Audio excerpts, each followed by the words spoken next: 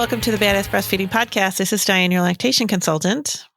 And I'm Abby, the Badass Breastfeeder. And today's episode is brought to you by Rumble Tough. The Rumble Tough Breeze is a top-of-the-line breast pump with a rechargeable battery that fits in the palm of your hand.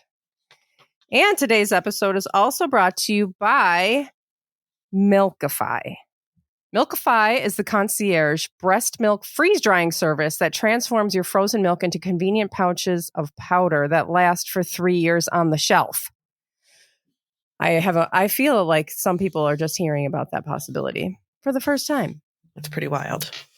But we'll hear more from our sponsors later. You can head to badassbreastfeedingpodcast.com if you ever need anything. See if you can give them any of your business on our sponsor page over there, because they make this podcast possible. And while you're there, scroll down and enter your email address, and we'll send episodes straight to your inbox every week. And check out our shop page because we have cool merchandise. And we are on Patreon. We hope that you join us there for all of our extra content. We have tons and tons of extra content, including mini episodes, ad-free extra episodes, Zoom hangouts, and we're also putting all of our Revolution Parenting episodes over there. So it's a blast, and you should join us. And you can find the link right at the top of the show notes from wherever you're listening from, or at Badass Breastfeeding Podcast. I always do that. BadassBreastfeedingPodcast.com. And we're still doing our giveaway. So if you send a screenshot of a review that you left somewhere, send it to us at badassbreastfeedingpodcast@gmail.com, and we will send you a goodie bag with stickers and thank you for nursing in public cards. And this is the most exciting thing that we've probably had to report in a really long time. Dianne and I are going to be in Detroit. We're going on tour.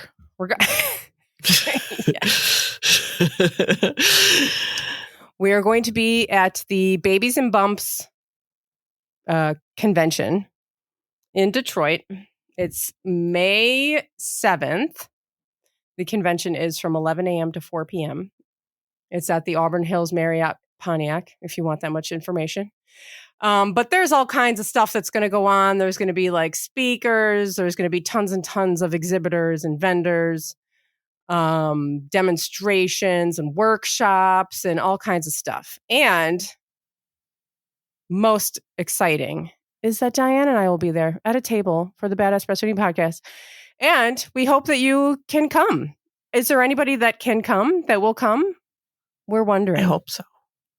Yeah, I hope we get to meet some of you. If anybody is around Detroit in the area or wanting to take a vacation to the exotic and luxurious town of Detroit. Yeah, if we have enough people, maybe we'll put in together like a meet and greet on Saturday or something, because we'll be there. Yeah, we'll be there the whole weekend. So if, if there's anybody around who, is able to, we can set up a meet and greet, and then we can hang out at the convention on Sunday, May 7th. So hopefully we'll see you there. Yeah, and they're really great. Babies and Bumps started in Rochester, where I am, and I know the person that started it. I helped her with her babies, and it's a great event. So it's really well put together. It is really great. So you will love it. So hopefully you can go. And you don't have to just be pregnant. You can already have your baby. So it's not just for people that are pregnant. No, it's babies and bumps. Mm-hmm. Babies and bumps. So definitely join us. Yeah. All right. Now Dianne has our review of the week.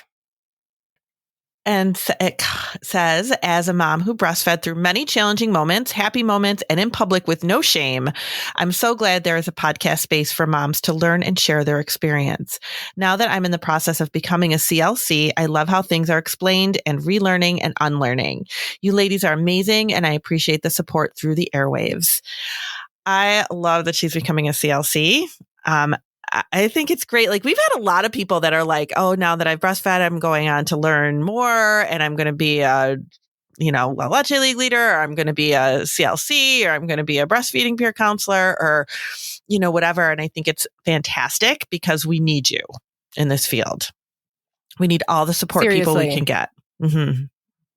All the support people we can get. So I will be your personal cheerleader. If anybody has any questions, you can definitely, shoot out an email, and I will be your little cheerleader about it and tell you how to go about it. And we do have episodes on how to do this kind of stuff, how to become a breastfeeding advocate, how to become a lactation consultant, and we need you. So thank you so much for doing that. And it's awesome. And today we're going to talk about the most hated thing in the world. Oh. So we were like, let's do an episode about pumping, and let's ask people on the internet for stories about pumping. And I was like, okay, there's going to be a lot of stories about how people don't like pumping. But what I actually found was that not a single one person likes pumping. And it's not really a surprise because pumping sucks. Mm-hmm. Get it? But everyone hates it. I mean, pretty much the first line of everything is I hate pumping. Yeah. But so we thought that we would just read these stories and talk about pumping, and just really, we can have a whole, just a validation of everyone's feelings about pumping. I was just about to say, at least people will know that they're not alone. Yeah, right. Exactly. That's, because I think pumping is just people. It's so hard, and people are like, God, I must be doing something wrong because it's so awful. But no, it's just no good. It's just no good. It's no good. You know what I find very almost like so ironic about this is that when I talk to people prenatally, they are all about the pumping. They're all about it. They want to know about it. They want to, my partner's going to help. So when can I pump bottles? When can I start pumping? Very much into knowing about pumping and making pumping a part of their routine very quickly. And then when that baby's here and they've actually started pumping, they're like, this is the worst thing in the world. I hate it. I hate pumping. Yeah. So it's fascinating to me how you go from like, okay, this is something that we're going to do. I'm going to pump so that other people can help feed. And I can't wait. And all this stuff, right? I'll just pump. I'm going to pump a bottle. It'll be fine. It'll be perfect. And then you do it and you're like, this is awful. Yeah. Yeah. Why am I doing this? And how can I stop doing it? I want to stop doing it as soon as I possibly can. When can I stop? Yeah. When is this going to stop? Yeah. Because people worry about, like, people are like sad. They're like, maybe they do want to stop breastfeeding, but they're kind of sad about it. Maybe there's some people who are sad about stopping pumping because it's like the end of, a certain era, but like not usually. People are so excited to stop. Yeah, I think the only time I get when people are unsure, not that they're sad to stop pumping, I think they're unsure because it's become such a part of their life. Especially for people that like go back to work and you're pumping so many times a day, right? Or if you're pumping for a purpose, like say your baby's not gaining weight well and you're pumping a lot to make sure your baby's getting some, extra milk or whatever the situation might be. Your baby's in the NICU, so you're pumping, like you're afraid to stop because is it going to damage your milk supply if you stop? Or what's going to happen if you don't have this backup of milk? Or, there's just, it's more of like a fear-based thing. It's not even like, I'm sad to stop. It's more like, what happens if I do? Right. Yeah. Can I still breastfeed? And there's always that little stigma hanging out there too, where people think you have to pump to be able to breastfeed, and you don't. There's many people, Abby can account for this, that never have pumped and have breastfed just fine. You don't need to pump to keep a supply. How in the world did people breastfeed for so many thousands of years? I mean, that's why we're here, because people breastfed. There weren't any pumps until, oh my God, when was the first pump? I don't even know. Well, I don't know. Can you imagine the first pump? We got to look into that. The first pump is freaking awful. Because they're like, I mean, I know there's a lot of great pumps right now, but like, Yeah. And thank goodness the ones that we have now are so good because people need them. Like pumping is a necessity because you're going back to work, and like so many people go back to work, and it is a necessity for those people. And I always say to use it as a tool, because that's what it is. It's a tool for you to leave milk for your baby when you're not with them. And we need to have that. That is important. And for that reason, pumps are a necessity for a lot of people. But it is not, it's a newer necessity. That's for sure. Even when I started doing this, they weren't that great. The pumps weren't that great. Or when my kids were born. No, I think that, with the whole, the improvements in technology just kind of around the world, I think has improved pumps tremendously. Yeah. So it's like, it's the necessary thing that people hate to do. Right. All right. I'm going to read a bunch of these and then we'll talk. Okay. All right. The first one, she says, I hated pumping solely because I hated washing my pump parts. It was never convenient, finding a place to do it, how to store it all until I got home. But when I was home, it was just because I hated the dishes. It was a learning experience for sure, though. With my first baby, I was so afraid I wouldn't make enough that I actually struggled with a painful oversupply issue. It wasn't until I found my mom groups that I realized I shouldn't be pumping that way. There's breastfeeding support, but you're kind of on your own when pumping, I feel like. Oh, that's true. There's very little breastfeeding support, and there's even less pumping support. Mm-hmm. She's right. Yeah, she's right. Ashley says, I hated pumping because I barely produced enough for my baby for the next day. I tried all the tricks to increase my supply, but I just didn't respond to a pump well. That happens too. Mm-hmm. Some people just come gushing out of a pump and it's never an issue. And other people just, their body doesn't respond. Yeah.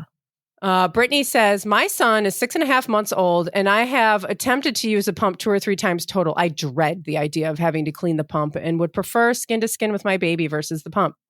I am blessed to be able to stay home with him. The pumps only give me a few drops. My son gets tons of milk out and I can get a bunch out with hand expression, but for some reason, my body just will not respond to the pump. I have no idea what my breastfeeding journey would have looked like if I would have had to return to work. Mm-hmm. Yeah, same. It would have been a very different story. Mm-hmm. And the story wasn't that great to begin with. Shannon says, I pump at work and once when I wake up at home. I don't mind it, but after a year of this routine, it gets tiring. I pumped 28 to 30 ounces per day on days I worked and baby only ate 12 ounces. So most of our milk was donated, almost 4,300 ounces donated. Wow. The hardest part for me was stressing about maintaining my supply. I had my appendix removed when my baby turned a year and my supply took a huge hit. But I was already planning on getting off the pump and only nursing at home. It is hard to see my ounces per day decrease so much and try to change my mindset of this is what I want versus what I need to make more. Yeah. Tiffany says, I wish there was more support when it came to pumping. Neither IBCLC that I went to could help me with flange size and pumping more efficiently. Well, that sucks. I only pumped at work, but I found a few exclusive pumping group pages that gave me tips for pumping more efficiently. And one group gave me an estimate for my flange size. I think the hardest part of pumping was troubleshooting the pump and the daycare not doing paste bottle feeding. Mm-hmm. I wish more people knew pumping output wasn't a good indication of your supply. I fully expect my supply to tank and disappear when I start pumping at work. My output tanked and I had to change pump parts and get a smaller flange. However, my supply adjusted once I was able to pump more efficiently. I do not want to pump again. It was just one more thing I had to figure out about breastfeeding.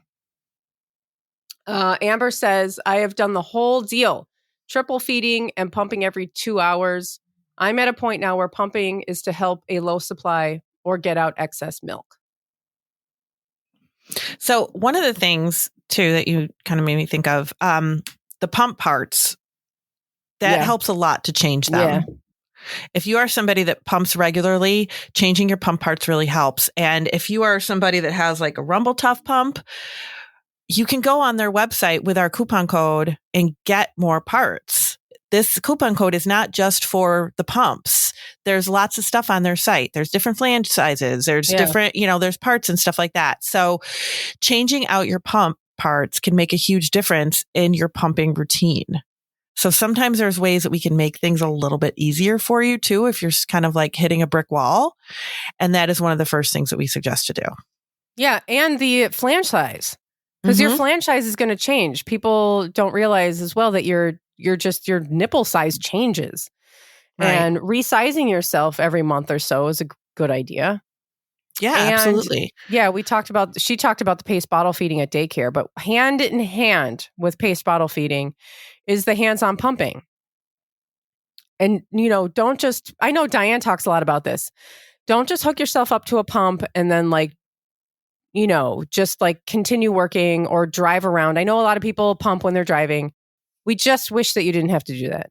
We wish that pumping could be like you taking a break, you relaxing your body, you massaging your breasts, you using breast compressions, and really just getting all of that milk out. And it only takes 10 or 15 minutes, just to take that time to do that. Can really, really help with your output. Mm-hmm. It really can. Okay. Casey says, sucks. Takes time away from my baby and my life. Takes forever to find your size. And when you do, it changes again. Hey, lots of nipple pain, and not all pumps work well for all women. So finding one that works for you is a process. I went through 3. Thank goodness for dual insurance. I pumped in the beginning, 4 days postpartum, because I was obsessed with my supply and building a stash. Had a long-term goal to donate. And when my baby would skip or delay night feeds, I would wake up engorged, creating an oversupply I still struggle with. I still pump to donate and to keep a small freezer stash, 11 plus months postpartum, just in case I may need it or someone else does. I'm lucky to be a stay-at-home parent and able to chest feed, not requiring consistent pumping. Yep. Alexandria says, loved pumping. I found one. Loved pumping when I got back to work because it meant I could take a break. Hey, yes, see? It's a great way to look at it. Yes. She's a teacher. So I mean, Alexandria is a teacher. So I used it as my snack and water time. Yes, I love that. I'd also listen to a podcast or read a book. I lucked out to be an overproducer and only needed 10 minutes to pump. All right. Laura says, I hated it. I think I had the wrong size flange. I pumped for all 3 kids. I never liked it, but saw it as a necessary evil since I had to be away from my babies. Yeah, that's what it is, a necessary evil. Mm-hmm. Melissa says, early on after my baby was born, I got on the triple feeding wheel and never got off it. Now the only time my baby will nurse is at night, so pumping just became part of my daily routine. I don't love it or hate it. I'm just committed to providing my baby as much breast milk as I can. Abby says, trying to find the right pump, right flange, right hack that works for me makes making pumping at work doable with an employer who doesn't care. Feeling heartbreak when milk was wasted. Yeah. And that, I'll say this really quick before we go to a break, but that can happen. And I have a lot of people that'll contact me and be like, oh, I forgot to put the milk away last night after I brought it in from, is it gone bad? Or I found a bottle or I found a bag, that was left behind. Did it go bad? Like that kind of stuff happens when you're pumping and you're bringing stuff in and out and you're busy and like, it can happen. And yeah, that is like heartbreaking to have to dump milk. Oh God. It's awful. And you worked so hard that day to get it.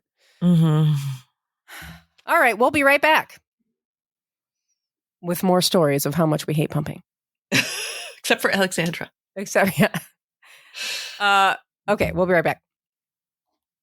Milkify is the concierge breast milk freeze-drying service that transforms your frozen milk into convenient pouches of powder that last for 3 years on the shelf.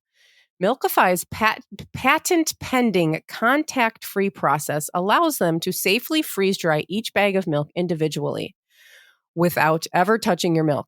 That means each bag of frozen milk will become its own pouch of powder, and Milkify will even save any notes you wrote on the bag and print them onto the pouches. To make a bottle, just add water or sprinkle onto solid foods for a nutritional boost. Research shows that freeze-drying retains the nutrients, probiotics, and immune factors in your milk and can even help remove the bad taste from high lipase milk. Freeze drying with Milkify not only helps you take back your freezer, and extend the life of your stash, it can also help with travel, moving, or going back to work. Send them a message on Instagram or on their website at milkify.me. That's MILKIFY, milkify.me. And mention the code BADASS for $25 off of your first order. And today's episode is also brought to you by Rumble Tough. The Rumble Tough Breeze is a top-of-the-line breast pump with a rechargeable battery that fits in the palm of your hand. The powerful motor lasts 2,000 plus hours and has a 2-year warranty. The memory button allows you to record your most effective pumping session and recall it every time you wish. Combine the Breeze with the Rumble Tough Go Cups and you're pumping hands-free and on the go. Every Rumble Tough pump user qualifies for free pumping support with an IBCLC. Because they care, each pump comes with a manual handle kit to convert your electric pump into a manual pump at no extra cost. You should not have to figure it out alone. Let experts help you get the support you deserve. Additionally, every pump box includes a flange fit ruler, so you can determine which of the 15 flanges they offer will fit you best. Yes, nipple size does matter. Check out their entire line at rumbletough.com. That's RUMBLETUFF, Rumble Tough. And use code BADASS for 20% off of your purchase. And our sponsors and their promo codes can be found in the show notes under this episode or at badassbreastfeedingpodcast.com. And over there, you will find all of our other episodes and information about scheduling your very own one-on-one online lactation consultation with Dianne. So what else you got? So let's see. Lindsay says, I tried to breastfeed, but my son had a lot of trouble latching with my flat nipples. He also took almost 1 to 2 hours to feed and didn't seem satisfied. So I decided to pump to save both us frustration and time. I wasn't aware that I had to still pump every time he fed with the bottle. I thought I could skip a feed while somebody else fed him. My mistake. I have found that it is easiest to pump while I am bottle feeding him. That way I'm multitasking as not having to do it before after he eats. I like it because I know how much milk he is getting, and I don't like it because it's time consuming, pumping and cleanup time. Plus, I miss the connection of him breastfeeding. Sad because I feel like my body anatomy failed him. Well, yeah, no, you didn't fail him. It just sounds like, yeah, there was some misinformation and some lack of support. Yeah. Callie says she hates the dishes. She's not the only one. No. Rhonda says, I exclusively pumped for my first daughter for a year. I was grateful for the option, but got burned out on it by baby number 2, who I pumped for while at work only. I pretty much wanted to rip the flanges off and take a baseball bat to the pump by the end. I still feel that way just thinking about it. Cringe. Yep. I know. I always think of that scene in the movie Office Space where they take a baseball bat to the printer. Oh, yeah. I feel like everybody should do that with their pump at the end. Oh, my God. I know. Adrian says, I hate it. It's time consuming and is lots of effort for a few ounces of reward. I'm a teacher, so I pump during the day. It's not enough for both twins, but every little bit helps. Plus, it keeps my supply up until the summer. Heather says, pumping was so difficult for me. I could never find the right size flanges or pump that worked well. Then my milk never wanted to drop when pumping. I would have to fight it to be able to do so to have a reserve. The pumps are so expensive too. Yeah, make sure you're try to go through your insurance. Mm-hmm. Alexa says, hated it. Isn't that from like an SNL? Yeah. I eventually became really bad for my mental health. Yes. I was nursing and pumping. About 3 or so months in, I wanted to quit breastfeeding altogether. Then it dawned on me it was only the pumping I hated. I put down the pump and never looked back, and I went on to happily nurse that baby for 15 months. With my second, I never even touched the pump, and it was the perfect decision for me. My motto became, feed your baby, not your freezer, and it saved my sanity. That baby is still nursing twice a day at 16 months. That being said, I am aware it was a huge privilege that I had the option to exclusively nurse for the entire time. And I know every mother does not have that choice. Had I been forced to be away from my babies a lot, I would have used formula instead of pumping. Pumping made me depressed. Oh. I kind of agree. Like, I don't even know how well I would have done with pumping or had been able to keep up with that. I'm not sure that I would have had the stamina to be able to do it. I mean, people that do it, that like pump at work all day and do that for, I don't know, a year, and then just move to, nursing when you see the baby and solid foods. Like, that's just incredible. It really is. Just incredible. It is. It's a lot. Vicky says, I can pump really well up until my kids turned about 6 months. Then I'd be lucky to get an ounce out after an hour of pumping. Then I hated pumping. Kimberly says, if it wasn't for my daughter and the drive I have to provide her with breast milk, I would set my pump on fire. I loathe pumping. I get a lot of rage when I pump, so I usually have to distract myself with a funny show or book. My supply has dropped as my baby has gotten older and has started to eat more solid foods. I struggle with accepting that it's normal and okay. If I was the type of person who would be able to stay home and nurse my baby, my mental health would definitely be better. The pump definitely affects how I feel in a negative way, but it still doesn't outweigh my drive to give breast milk to my daughter. I plan on breastfeeding for a long time, at least 2 years, probably more, and I have had to accept pumping as part of that. Wow. Yeah.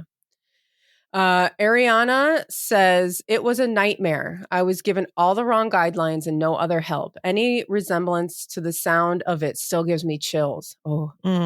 That's like traumatizing. Yeah. Jane says, I exclusively pumped for 2 years. One of the hardest things I've ever done. Michelle says it was pointless for me. Always resulted in mastitis and overfilled boobs. More for moms that want to go back to work for other reasons. If you can just breastfeed and enjoy all the bonding, then there is no need to waste time and money on equipment because your boobs do it all. Now, that's true. So she was saying, it was pointless for her to pump because she always ended up with overfilled boobs, and that pumps are more for moms that want to go back to work or, other reasons. And that's true. Like, it is absolutely only because you need to be away from your baby. Right. You do not need to pump to maintain your supply, which is that big confusion that we have. Yeah, you don't. Feeding your baby is enough, but if you're separated from your baby, then we're glad we have them. But doesn't mean we have to like them. Yeah. Alice says, hated it. No, wait. Hated it. All caps.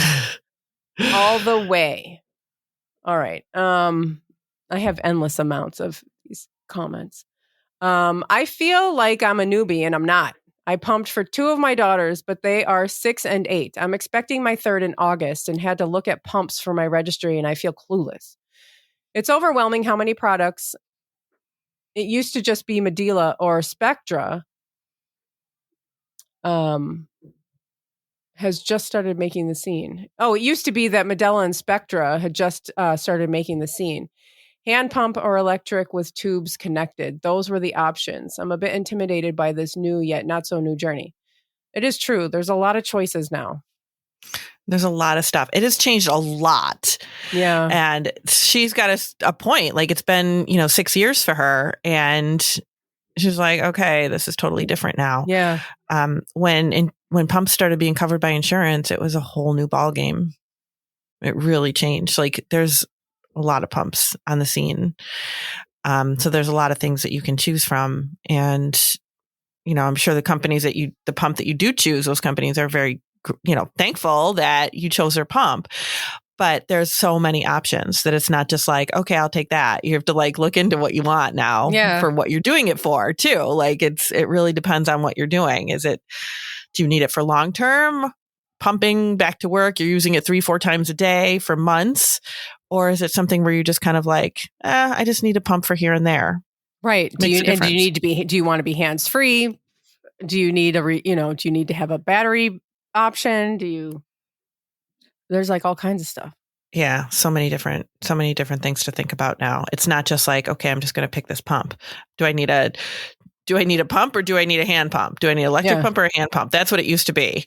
And now it's like, do I need hands free? Do I need a hospital grade? Do I need a hand pump? Do I need a wearable? Like what do I need a battery operator? Like, what do I need?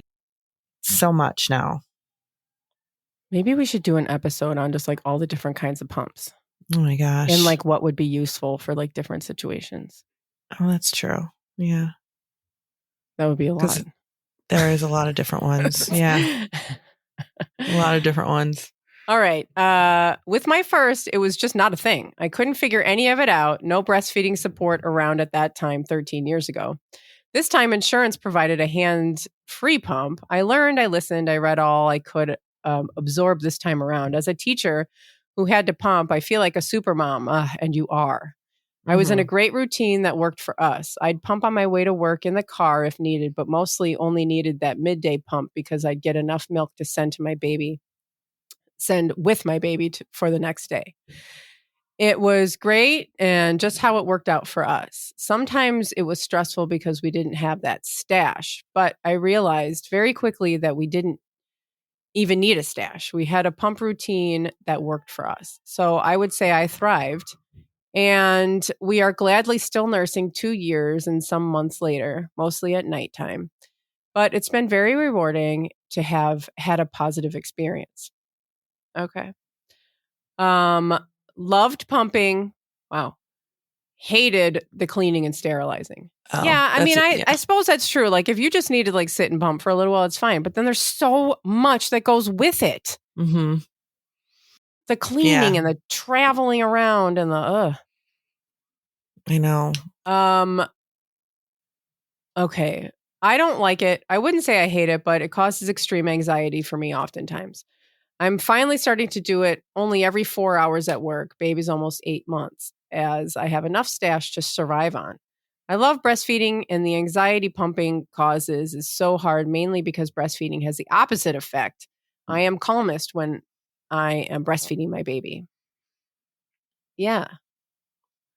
Didn't pump until my baby started weaning. I was getting uncomfortably full and I wanted to add my stash to her purees. It's not so bad. I pump enough. We also wanted to see if she'd entertain a bottle. Even though she won't be at nursery for another 5 months, I thought it'd be nice to be able to go out for a meal with the girls one evening. She'll only take the boo. So I'm a bit stuck there. I don't know what that means. She'll only take the boo. Oh, the boob. Oh, yeah, probably the boob. We're 3 weeks into weaning journey, and pumping has been great to relieve fullness and to add milk to her food. Anyway, so cool. Cool. Hated pumping, love breastfeeding. Started pumping the day after she was born with triple feeding. The exhaustion of that process almost broke me. But I stumbled upon your podcast and started to take back control. Didn't pump again until 3 weeks before work to build a stash. Pumping at work was filled with so much anxiety and guilt. I was guilty that I spent so much time away from work, 3 pumps to make enough for the next day, but also away from my baby. I was so anxious to pump enough for my baby and do it quickly. Every night was a rush to prep bottles, clean, and get ready for the next day. I learned about Sarah's Chill, proper flange shies, and Milky's Milk Savers from the podcast, and it saved me time and milk. I needed anything that would make pumping easier and faster and got it down to 10-minute pumps for full output. The big saving grace was the moms in my pumping room. Oh, wow. That's cool to have a whole bunch of people in a pumping room. We were all going through it together and sharing in the frustration, the fear, the funny moments, and the changes, all of it. Wow, that would make a huge difference. Yeah, that would make a huge difference. If there was a pumping room at work and then you could all just like go in there and there were more than one person pumping, that's amazing. I hate pumping. I have pumped at work since I went back at 12 weeks. I'm a nurse who worked on the floor in the beginning when I went back to work and had to use my hands-free pumps. I had so much anxiety over how much I was pumping, even though I had no problems with nursing. I got a job in an office, so I was able to switch to my wall pump and dedicate the appropriate time to pumping. I have done everything from power pumping, pumping every 2 hours, etc. I finally figured out my pump setting and routine, and now I usually pump more than enough for my babe. And I only nurse pump right breast at this point. Oh, I pump 3 to 5 ounces every 3 or 4 hours. My goal is to nurse for a year and then stop pumping while at work and still allow my babe to nurse in the morning and at night. The end is in sight. My sweet girl is 10 months. I am ready to have a sliver of my independence back. Yeah, cool. Hang in there. That is very cool. Yeah, for sure. It's annoying, and I only do it at work. A couple of my friends only pumped and couldn't or didn't want to do it longer than 8 months. Thankfully, I breastfeed when I'm with my baby, and he is 14 months. So basically, bottom line is that most people hate it, but there are a few people who are okay with it if they could just have somebody else clean everything. Yeah. It sounds like that's the biggest. And it causes a lot of anxiety. Causes a lot of anxiety. Because you're really like worrying about just like getting enough for the next day or whatever. Yeah. Yeah, it's a lot. Yeah. Should I read a couple more or are we done? Yeah, do one more. All right, I'll do one more. This is a good one. I'm 47 and just had my third child. The last time was 19 years ago. No breastfeeding back in the day for this mama. All my relatives formula fed and encouraged the same. The opportunity to do this mom life over again has given me the chance to go back in time. I'm so thankful. I often pump to see how much she's getting and make sure she's getting a full meal, so to speak. And I always feed her from the breast at night. Super blessed. That's cool. But remember that what you're pumping is not an indication of the milk that you're making. The milk that you're pumping is an indication of the amount of milk that your pump got out of your breast at that time. Yeah. Which is never all of it. Because your pump doesn't work as well as your baby does. It's just a machine. Yeah. It's just a machine. It can't do all the things that your baby's doing. But it sounds like things are going well. And that's really kind of cool that, you know, she's getting to, like she says, kind of do it over again. And make that's different amazing. choices. That's really cool. Yeah. It was pretty cool. All right. Well, thanks for listening. And you can go on to, there's a post on Facebook and on Instagram with all of these. There's more comments if you just like want to like, I don't know, go into that pump room with your pump pals and feel read validated. The comments. Yeah. It's fantastic. Thanks, Abby. Sure. Bye. Yeah. Bye.